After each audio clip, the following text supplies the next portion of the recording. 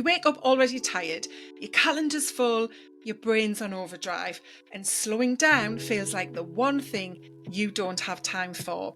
You keep telling yourself it's just a busy season, but deep down you know this pace isn't sustainable. Because high functioning doesn't mean healthy, and pushing through burnout won't get you closer to the life you actually want. This is Women's Health Unwrapped. I'm Nicola Fandel, and each week we strip back the noise around health and habits so you can finally feel clear, capable and confident in your body again. And today I'm joined by stress and burnout coach Ronél Pretorius to explore how you can reset your stress, restore your energy and build a life that feels aligned and spacious without losing your edge. I know you are going to really enjoy and take so much from this fantastic conversation with Ronél. So let's get started. Hi Ronél, welcome to the podcast. Hi Nicola, thanks for having me. Yeah, it's great. Such a pleasure to have you here. And for those listening or watching, Ronél and I know each other. We've known each other for quite some time. And so it really is special to have her join me on the podcast. So before we get into the topic we're going to talk about today, I'd love to know from you right now, what would you say your most impactful healthy habit is in your toolkit? For me, it's grounding myself in the present, and it can look different for different people. But for me, it's sitting outside with my cup of tea and just feeling the grass and hearing the birds or going for a walk. So in nature, just that stillness, for me, that does the trick at the moment. And so when you are taking those moments to be still and connect with nature, are you doing that without any tech? Like you're not wearing headphones or using a phone or anything else? Is it just being really mindful about what you can see and hear around you? For me, mostly that's it. Is the 3-3-3: touch 3 things, hear 3 things, see 3 things. That helps me a lot, just to calm the nervous system. Sometimes I would use an app like the Calm app. Just before this podcast, I did the 10-minute just breathing, but mostly it's just being present in nature, because I know from experience that's kind of the magic trick for me. Yeah. Oh, I love that. Fantastic. And so let's get into the conversation and talking about busyness and how so many women, I don't want to use the term addicted, but it's coming to mind, like are almost addicted to being busy, because they hold that belief that in being really busy and doing lots of things, that's going to give them the life they want. It's going to lead to success and fulfillment and happiness. But as you experienced and now use to help other women, busyness can be the thing that's actually holding you back from feeling and living the way you want to feel, isn't it?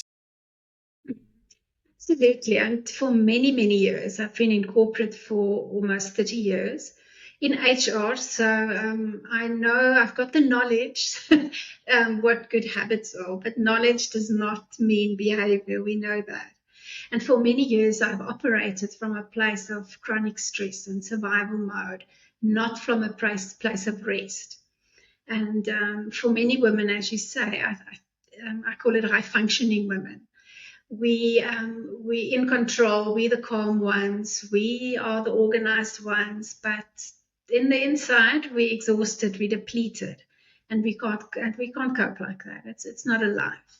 But I've been there and I've lived that life, and I'm carrying the cost of that. And if I'm not intentional about it, I go back to those habits. So crucial that we realize busyness is not a life. Mm-hmm. And your background is HR, and so you've worked with people and supported people as part of those roles you've held in corporate.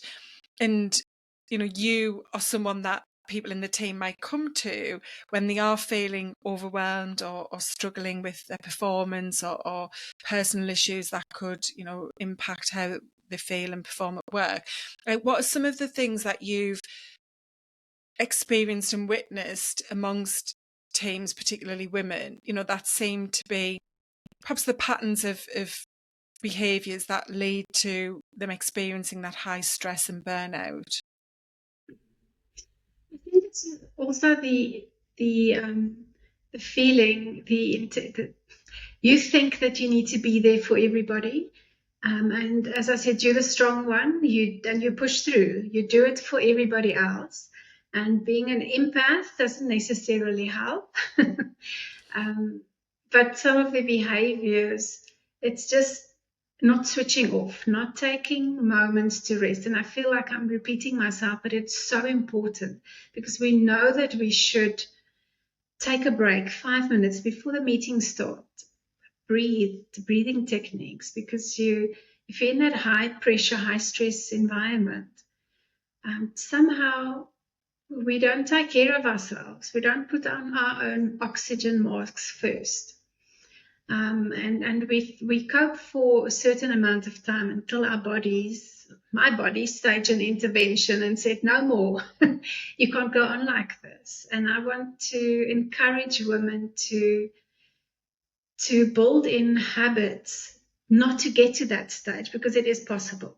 But what is also happening, and you would also know that, is that if you get to your 40s and your 50s, the way that we used to cope in our 30s is not working anymore. So we need to be more proactive.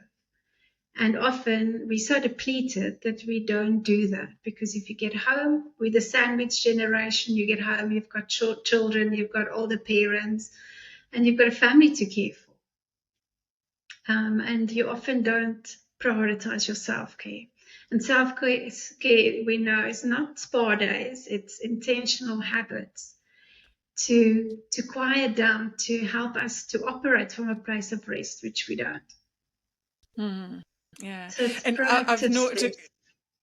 yeah, sorry, Ronél. I've noted a quote from your website which I loved, which is by Brianna Wiest. I don't know who of East. Not sure who she is.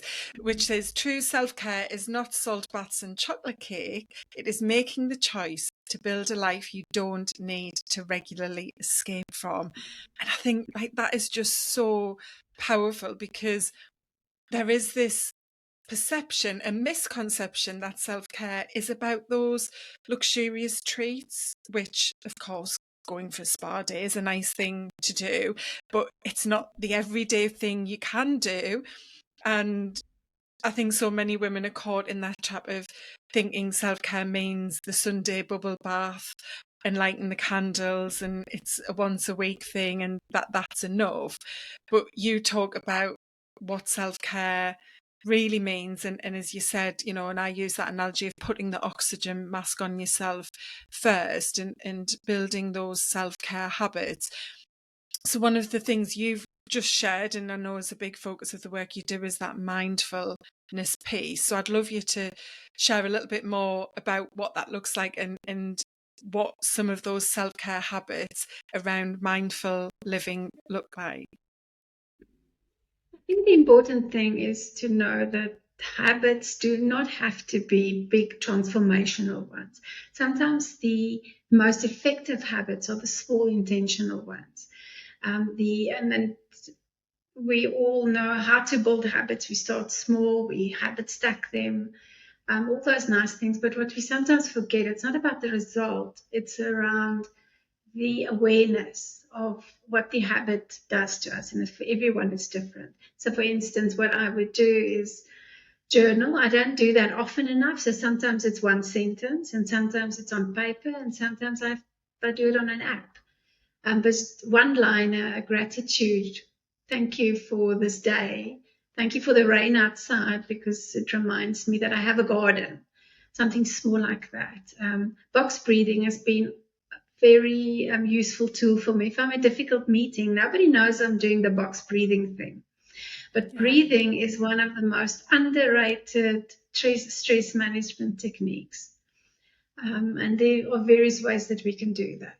Walking outside, I've just been on a 6-day hike, and I've just realized how much I miss it, how good it is to just switch off from technology. But we don't have to go on 6-day hikes. I think for me, the key is the small, the easy habits. And it could be sipping your tea in the garden. And I know how it is in corporate life, where you rush from one meeting to another. I've been there. And you sometimes don't even take a bathroom break when you when you know you should. And that's not healthy. There is space to take a 1 minute breather. Why don't we do that? And I think that's where the awareness comes in. Is what's triggering this? Why am I not doing this? Why am I not taking the few minutes to breathe and to prioritize my health? Because at some stage, it's going to catch up with you. And we think it will not. I've been there, but it did. And it takes a while to recover. So a long answer to a short question, but easy, small steps, not big transformation stuff. And recovery also is a habit. Mm-hmm. Yeah. It doesn't have to be big, large transformational stuff.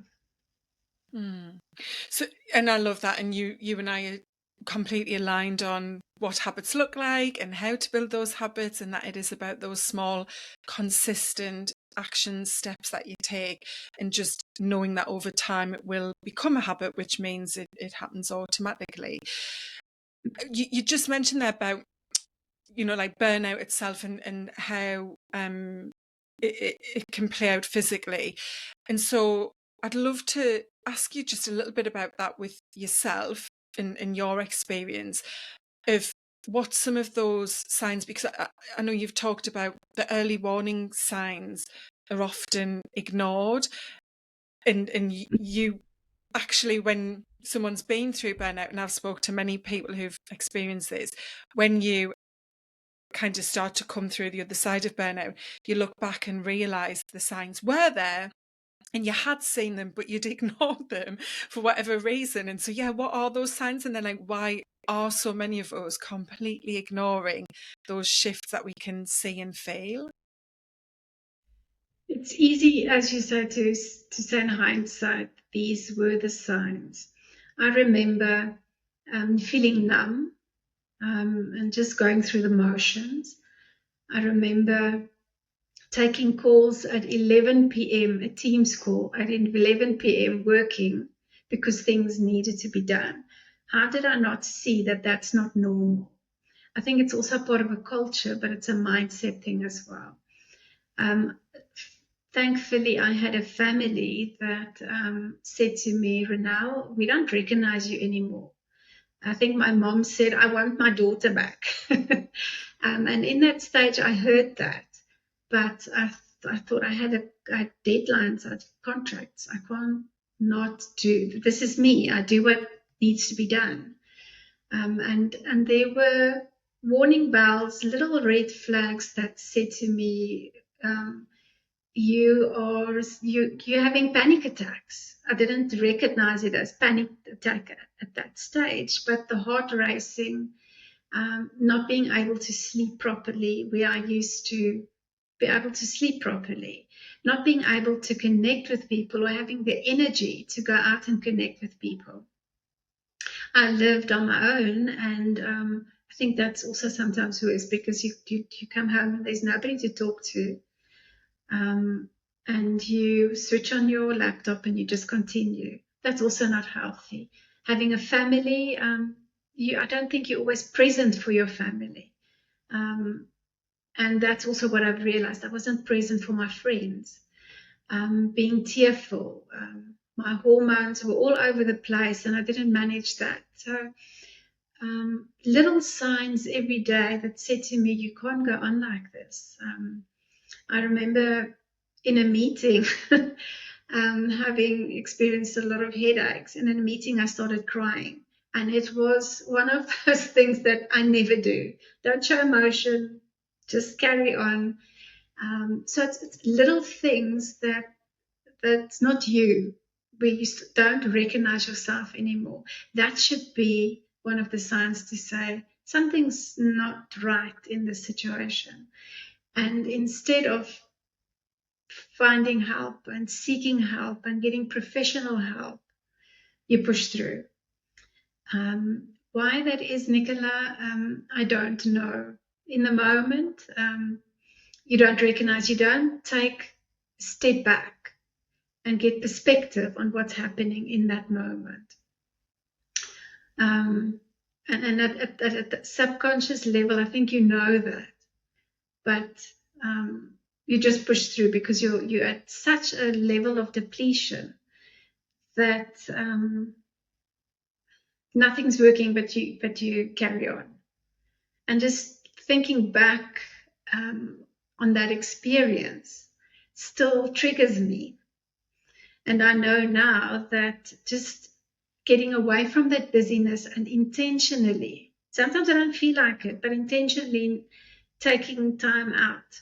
And even if it's just sitting back, relaxing, closing my eyes, and do the listening, feeling, thinking, seeing, using my senses just to ground myself in the moment. If I don't do that intentionally, I can easily go back there because it's perhaps a personality thing. Mm-hmm.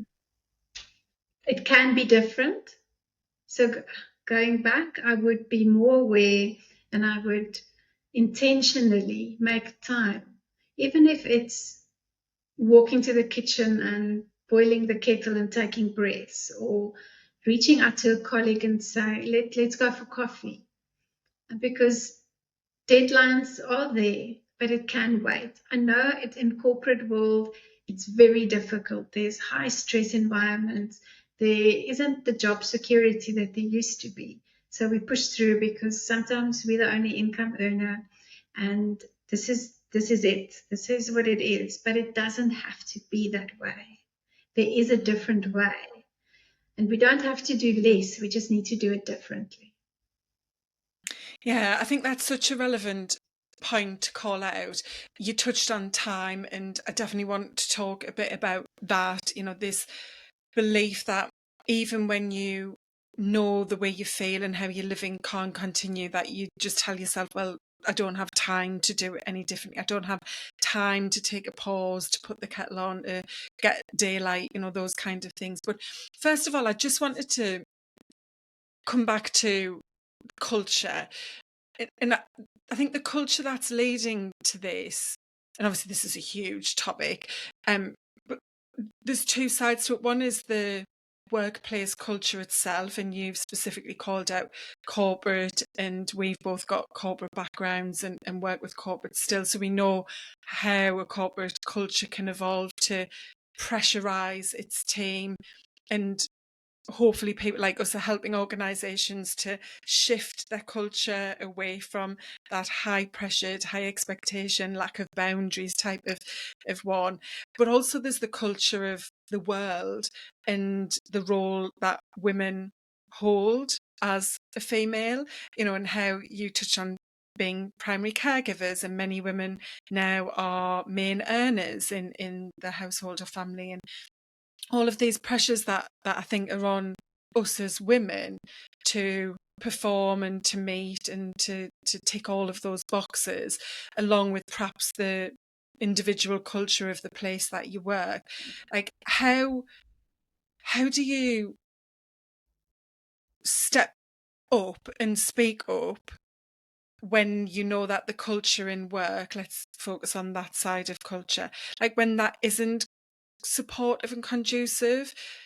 And I think about this at times for my previous life in Nike, with the work I do now and the awareness I've now got of like, what could I have done differently? And I absolutely agree with you in that there were definitely things that sat in my realm of responsibility that I could have shifted and changed, but there were elements of the job that were just how they were, or I think they were just how they were. Maybe that's the point, is like, how do we, like, say, stand up and speak up to say, this taking Teams call at 11 p.m. at night isn't something that I should be doing as an employee. Do we need to be more confident in speaking out about that kind of culture if that does exist where you work? I think one word that comes up for me is boundaries. And boundaries is a big topic, and it's not easy because if you set boundaries for your time and for your energy, you might not be the most it might not be the most popular move, but and it takes time to adjust and to set that. But I think start small, but set, especially energy management. You know that sometimes you need to take a call after hours, and that's fine, but it doesn't have to take place consistently. So it's not. I think workplace work life balance has changed. It's not a 50-50%, but it doesn't mean that workplace does not exist. Sorry, that work life balance does not exist. It is possible, but we need to take a stand in terms of managing our energy and our time by saying no to certain things. And standing up for yourself is not easy, especially if you're so conditioned to just take the call, just get it done. How do you in that moment say no? And in that moment is difficult. So that's why there should be planning, and a decision, an intention. And what does boundaries mean for me? And how do I set a boundary for myself? And it could be to just not answer the call, because I promise you, it will still be there in the morning. And sometimes addressing it in the morning when you're fresh, when you've slept your 8 hours, 7, 8 hours, it just seems different. But Nicola, there isn't a quick answer to this.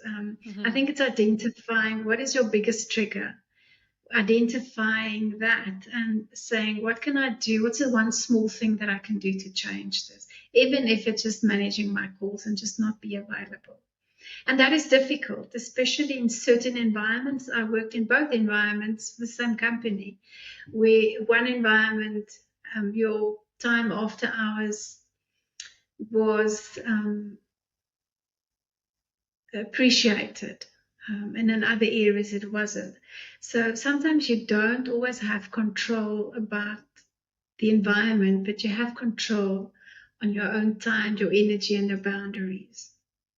And that's a difficult one, but you can stand up for yourself. It is possible. I would say it's essential. And I know that if you're in that moment, it's not easy, but you have to lean into that discomfort. There's one of the podcast episodes that I did was around the bison, and the bison, they face the storm, and sometimes you need to face the storm to get through it. Not easy, but lean into it and just do it. Oh yeah, I love that. And the Nike Just Do It there as well.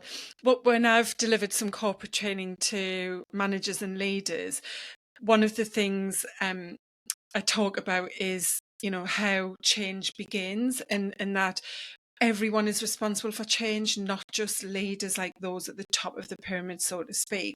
It is a two-way street. It is the leaders, those that are seen as, the influencers and can have more influence on the culture in an organisation.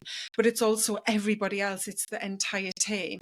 But it only takes one person. And I don't know if you remember this. I pulled out a video from years ago that I always remembered having in a training back in my corporate life, where you have some guy on a hill outside, and it's quite an old one. He's got one of those battery operated ghetto blasters playing the music, and he's kind of raving and dancing away on his own. And everybody's just sitting around and looking at him as if to go, wow, he's a weirdo, what's he doing? But then after quite some time, somebody else gets up.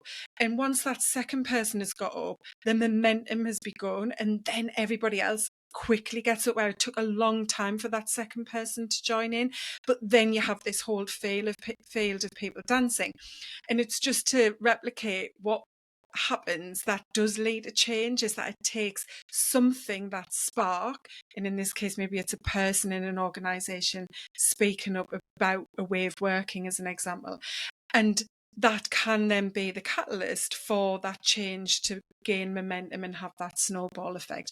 And so I know you work specifically with leaders, high functioning women. I do a lot of that, and I really encourage those types of people to be person that drives the change, to be the dancer, the soul dancer on the hill, and wait for other people to come along and have that. So I would encourage anyone listening to think about what your role in an organization might be to help create some shift, because change has to begin somewhere. But I think what you touched on around, you have the ability yourself to make decisions around what you can do and what you can control with your energy, I think is such a powerful way to think about this. Because we all get that choice, but many of us are failing to realize we have that choice. And again, that comes then to the other side of culture and just the world we live in, that just pushes you into this spin cycle that feels impossible to break away from. And there's a lot of expectation on women to tick all of those boxes, to do and have it all as well, isn't there? And I think that leads to many women operating on autopilot and not knowing that there is an off switch they actually get to control. And it's not just the off switch at the end of the day. For Mm-hmm. me, to manage your energy during the day is crucial, so that you don't get home and everything falls apart. You held it together for the whole day, and on your way home, the tears start rolling, and your true self comes out, and the true feelings. Manage during the day. There are micro moments. I promise you, if you're listening, you don't believe me. In hindsight, there are moments where you could have managed it differently, even if it's walking in the office gardens. But there's something that I want to add, also, and you touched on it, is isolation. Because often, especially with high functioning women, we keep it for ourselves. We don't connect. We don't reach out. And I think there's a Gallup survey that talked about people that are happy and productive at work often have a best friend. It's not always a best friend, but it's somebody that you can reach out and just share what you're feeling. And together, you can make a difference. So it's connect, reach out, not just your family, but somebody at work. It does make a difference. I wish I had done that more. Yeah. And I think if that is being thought about in the context of a workplace, again, that lends itself to how you drive cultural change, is being open and sharing and knowing it's a safe space to do that as well, and then where that conversation might go beyond that.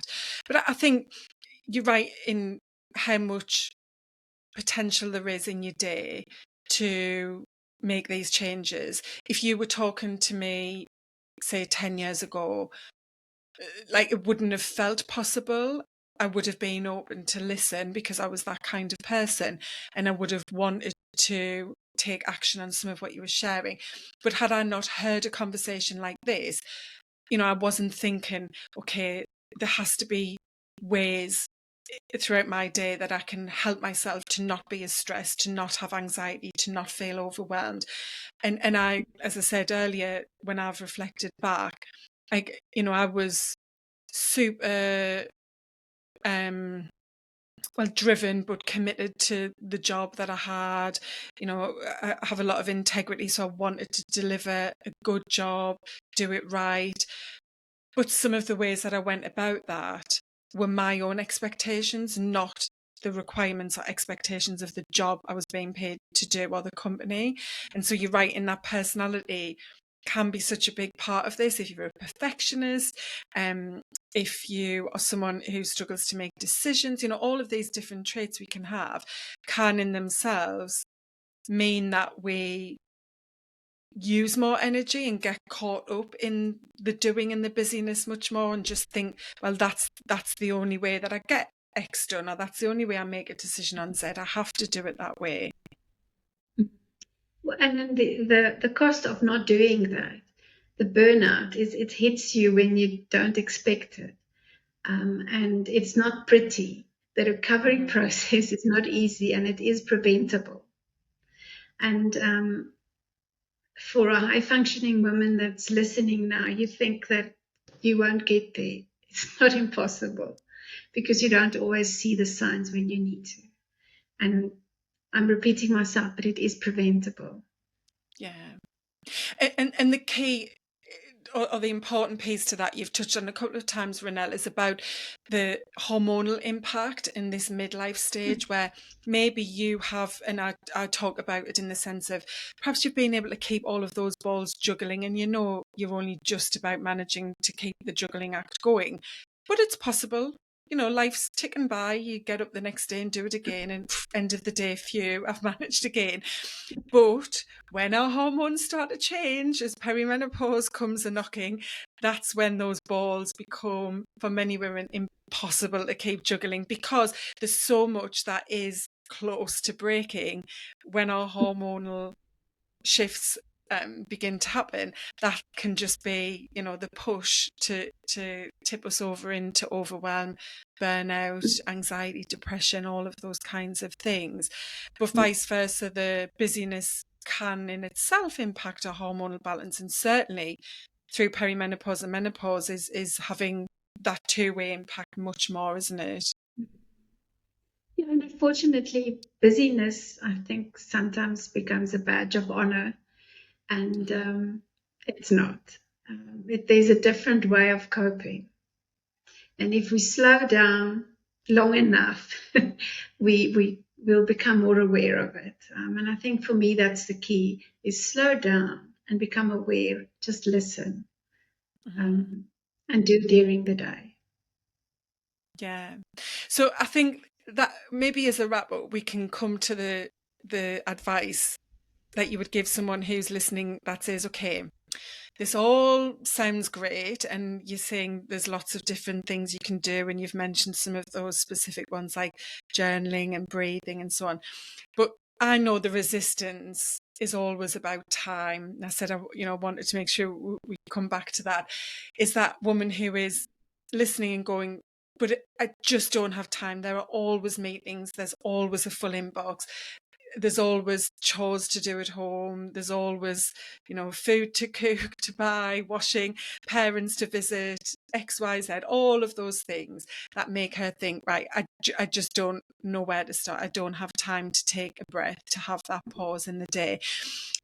As you've mentioned, this is all about habits. We need to make lasting habit change. So what would be like the simple steps someone could take? I always ask for 3 that someone, listening could use to overcome that objection and belief that they just don't have time to support themselves, to be less busy, to be more mindful, so that they make sure they're not heading towards stress, overwhelm, or even just really struggling in perimenopause and menopause.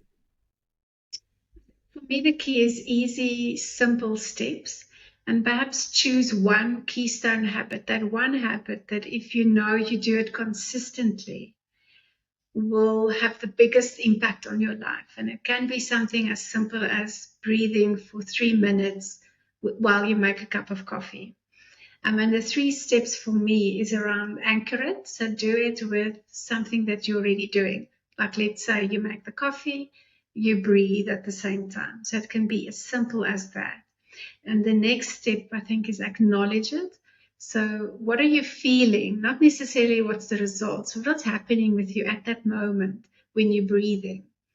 And then I think the last one for me is adjust it. So life happens. We need to be flexible. Do it consistently. If you skip one day, only skip one day, do it the next day.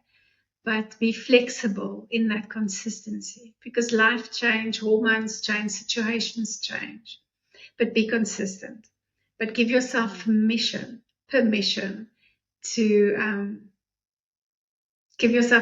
to adjust it.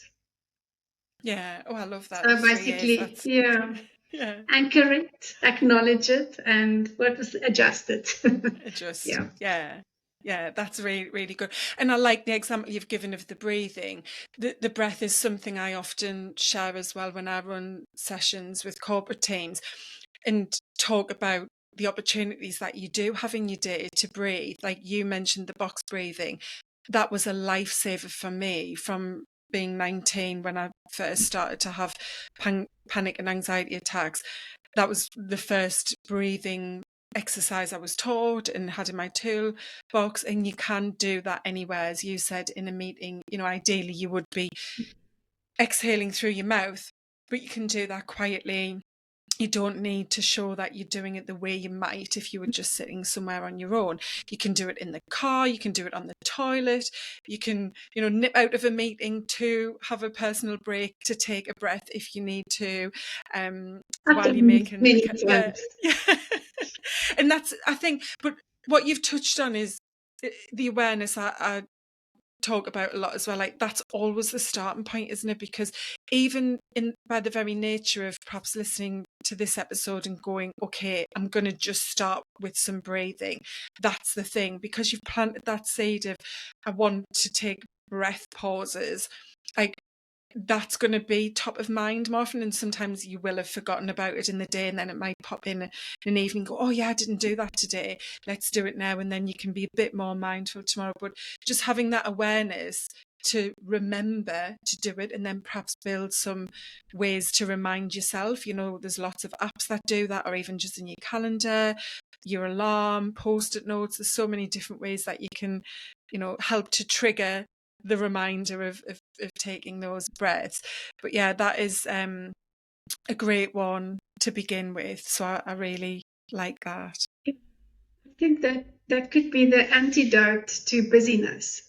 And there's so much science behind breathing, giving oxygen to your brain. But even forget the science. The crucial thing is the benefits of doing that. And as I said, the antidote to busyness.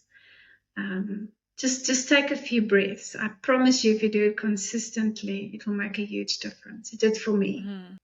Yeah, I think it's what you're doing, as you say, when you're breathing in itself, but also what that pause can bring. So I'm thinking of someone who might be a parent and, having their kids play or mess around, and perhaps they're getting frustrated and anger's rising, or tension, emotions. And just in taking that breath is in itself going to help regulate your nervous system, but it's also giving you that pause to think about how to respond and choose intentionally which way to respond. Likewise in a work setting or in your relationship, rather than perhaps just jump in and respond in a way that creates more of an issue and puts more stress on you. So I think there's win-win-wins to come from using something like breath as that keystone habit. I think for me, when I was in survival mode, to implement new habits was difficult.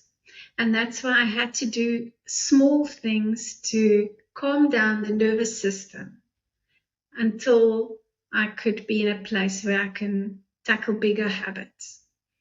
And that's where the keystone habit comes in for me. What's that one thing that you need right now, no matter how small, that you can do consistently?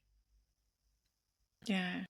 And that was something I was going to mention earlier when you'd said about when you hit burnout and others hit it, how challenging it is because you're in that state of burnout to try to begin to make new changes.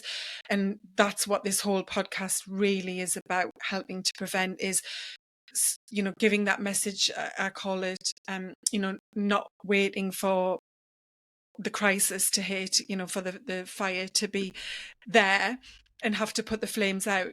Protect your health, be proactive. But most of us wait for something to go wrong in all different contexts, but here talking about health and well-being, we wait for the diagnosis, the illness, the loss of a loved one, or perhaps the diagnosis of an illness with a loved one, to bring us to realization about our own health and the way we take care of ourselves and how that should improve and so on. Because when you are in the midst of something being wrong, it's much harder to lift yourself up from that. Likewise with menopause, that's my big mission as well, is to make sure that women aren't waiting to see if they have any symptoms and what those symptoms might be, to then go, well, okay, what do I do to fix this? It's being strong, healthy, well, resilient, so that you can better manage those changes and life as a whole. And I think that's the real important piece here, because burnout isn't just feeling knackered and being like, oh, I've got no energy, I'm fed up. It really is very physical, very mental, very emotional, and can really lead to big life challenges and changes. I've had a number of people on the podcast talking about this. One I always remember is Lindsay, who was a deputy head teacher, and she had burnout. And again, looking back, could see warning signs, but at the time didn't acknowledge anything was wrong or changing. And one day she was fine. Monday morning, could not get out of bed. And that led to months of sick leave, and then actually leaving the education system altogether in her mid-40s, not long after this burnout episode, because she just couldn't go back to work full time. And I've spoke, like I say, to other people you will have as well, and you've experienced it. I've experienced burnout.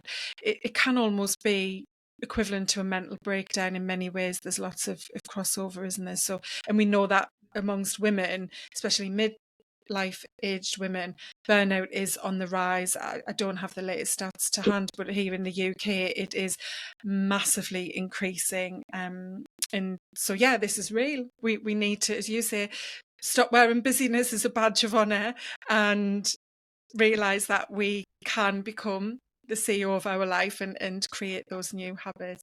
I just want to call out, Ronél has a lovely podcast, which I really do suggest you take a listen to. The lovely short episodes, and I always say to Ronél, I love the sound of her voice and how she explains things. You just have that gorgeous pace to it. You mentioned the one about the bison, and I've listened to quite a few of them. There's lots of brilliant information and more deep dives into some of the things we've talked about, so you could have a look through there. So yeah, the podcast is Unrushed, Less Stress, More Meaning, and that's, I think, something we all need to take a bit of medicine about. So where would be the best place for someone to find out more? Obviously we've got the podcast, I'll pop that into the links for people to reach out. Ronél? If you go to my website, ronelpretorius.com, you'll find blogs and links and my Pinterest link, my Instagram link, my podcast link. So I think the best place is head to my website, easy enough, ronelpretorius.com. And I'd fantastic. Love to connect. Yeah, make sure you do. And I always encourage someone listening, if you have connected with the guest and resonated with the topic, taken something away, to let them know, because this is something that we all are doing because we have a business, but it's also our time and sharing our expertise in this way for free, and really can make such a huge difference. So I love it when we do get feedback and know what someone has resonated with. So make sure you do that if you have enjoyed the episode. So thank you so much, Ronél. It has been an absolute pleasure. I really appreciate you sharing everything that you have today. Thank you, Nicola. I really appreciate having me, and I consider you as a mentor. So I love your podcast and your work. Oh. Thank you. You're welcome. Thanks, Ronél. Thank you. Thanks. If today's conversation felt familiar, if you're constantly running on empty and telling yourself to just push through, consider this your permission to pause. You don't have to earn rest. You don't have to wait for burnout to start caring for yourself. This is your life, and you deserve to feel present in it. If you're ready to take the first step toward a life that feels calmer, healthier, and more aligned, take my free midlife reset quiz. It'll help you uncover what's driving your stress, what your body's asking for, and where to begin. Use the link in the show notes to head there now. It takes just a couple of minutes, and it might be the most powerful pause you take today. Thanks so much for listening, and I'll see you in the next episode.